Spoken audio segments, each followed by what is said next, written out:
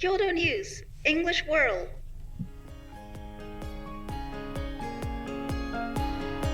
皆さんこんにちは。こちらは共同通信英文記者のポッドキャストです。英文記者は国内外で起きている出来事について取材してオリジナルの英文記事を発信したり、日本語のニュースを英語に翻訳したりしています。共同通信の英語の記事をテーマに、いろんな国から集まる仲間たちと英語と日本語を交えていろいろディスカッションしていけたらと思っています。今日は3人の記者でお届けします。Hello everyone, my name is Toma and I've been at Kyodo News for around 6 years now. I am a voracious book reader and I'm currently reading Demon Copperhead by Barbara Kingsolver. よろしくお願いします。Hi there everyone, my name is Eduardo Martinez and I've been here at Kyodo News for over 3 years now. I'm originally from Brisbane, Australia. Nice to meet you all. Hi there, my name is Peter Masheter. I'm a staff writer at Kyodo News. I've worked here for about 3 years now. Thank you very much. ありがとうございます。So for today's episode, we will be discussing an article about the Kurdish community in Japan and the growing online hate that they have been facing. Peter, can you read the title for us, please? Sure. Hate speech bringing unwanted focus on Japan's Kurdish community. ありがとうございます。日本に住む中東民族クルド人のコミュニティが、特に近年人種差別やヘイトスピーチを受けているという記事ですね。では最初の数パラをお願いします。For ethnic Kurds living in Japan, a smartphone camera turned in their direction is an unwanted reminder of the growing online hate aimed at their community. At an apartment in eastern Japan, a cheerful, halting conversation in Japanese and Turkish, assisted by smartphone translation, unfolds between local supporters and the Kurdish family they are visiting. But the easy atmosphere and the smiles on the women's faces vanish into a pall of unease when a visitor's smartphone camera is turned toward them, bringing back memories of the daily fear of being photographed or recorded without consent. The cities of Kawaguchi and Warabi in southern埼玉prefecture are home to many Kurds, an ethnic minority in the Middle East with a large number in Turkey. Warabi's particular concentration of foreign residents has earned it the name Warabistan. ありがとうございます。So, Peter, I guess we'll start with the background. Where are the Kurdish communities in Japan based? So the Kurdish community in Japan is about 2,000, 3,000 people strong, and they are overwhelmingly concentrated, as it says in that article, in the cities of Kawaguchi and Warabi, which are in埼玉prefecture, just outside Tokyo. Kurdish people have been living there since the early 90s, although the community has gotten larger and larger. And they first started coming to this country, they say, because they're escaping oppression, particularly from Turkey, where they're often punished for using their own language in public, using Kurdish. And in recent years, particularly dancing or celebrating Kurdish culture can, in certain instances, in certain contexts, end up with people being detained and arrested. So in Japan, why have they been targeted by hate speech in recent years? Well, that's the interesting question, isn't it? Because if Kurdish people have been here since the 1990s, then you would think that maybe this trend of hate speech would always be with us. But in fact, that's not the case. It's been particularly pronounced since about mid-2023. That's when I'm told that this trend really started, and there's lots of reasons given for that, I'll be honest. In 2023, the Turkish elections returned a more hard right composition of the ruling government. And since then, Turkish nationalism has been on the rise. So, but what is the reason for this growth in incidences and hate so recently? Like you said, they've been here for a long time, so why are they in such focus now? There's quite a strong online community these days, which manages to get a lot of engagement out of reposting pictures of Kurdish people, criticizing them for not acting in a way which is seen as in keeping with the Japanese population's view on how people should behave. For example, there's something called a Kurd car. A lot of Kurdish people work in the demolitions industry, pulling apart buildings.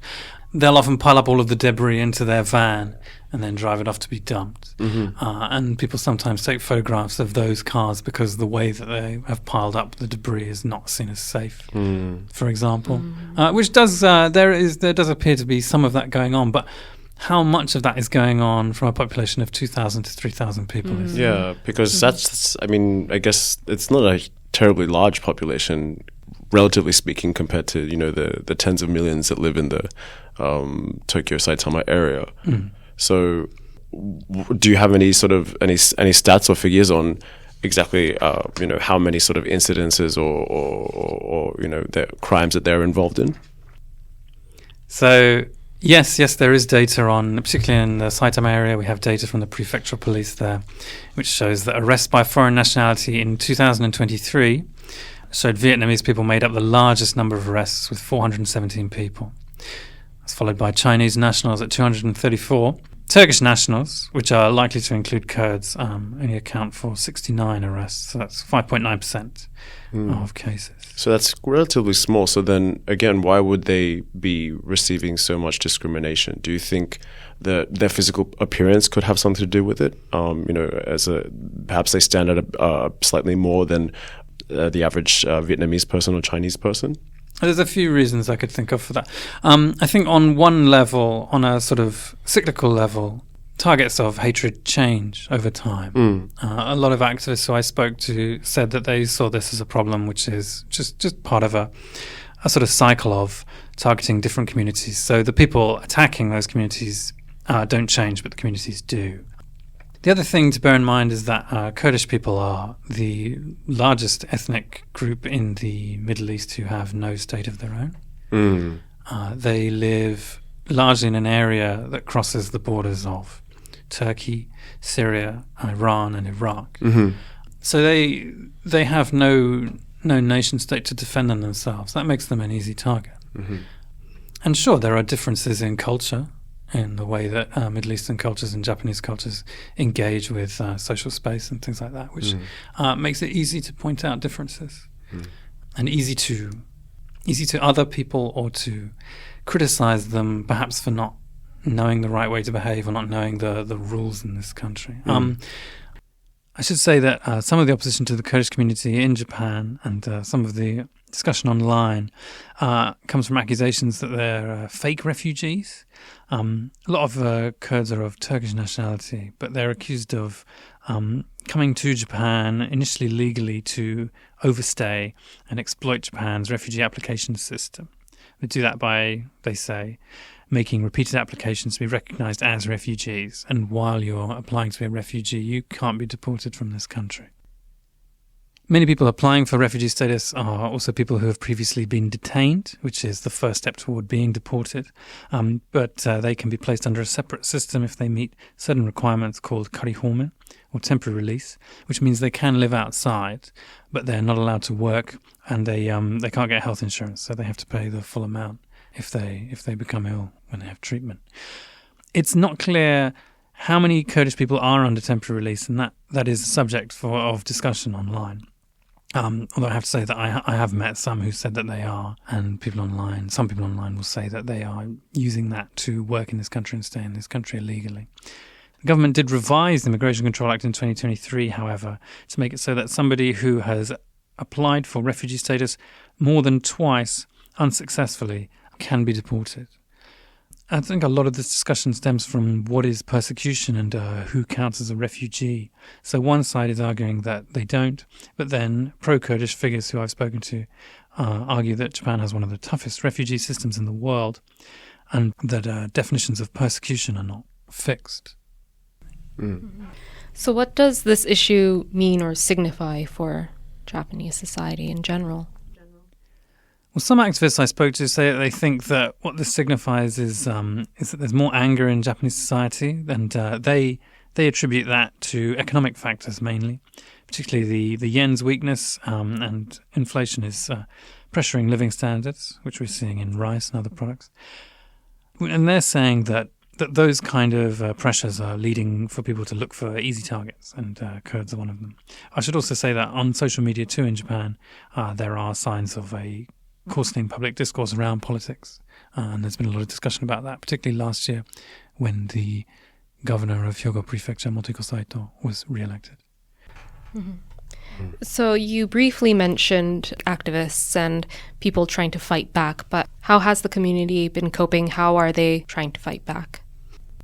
So, yes, there have been lots of ways that the Kurdish community and also their Japanese supporters are fighting back against hatred.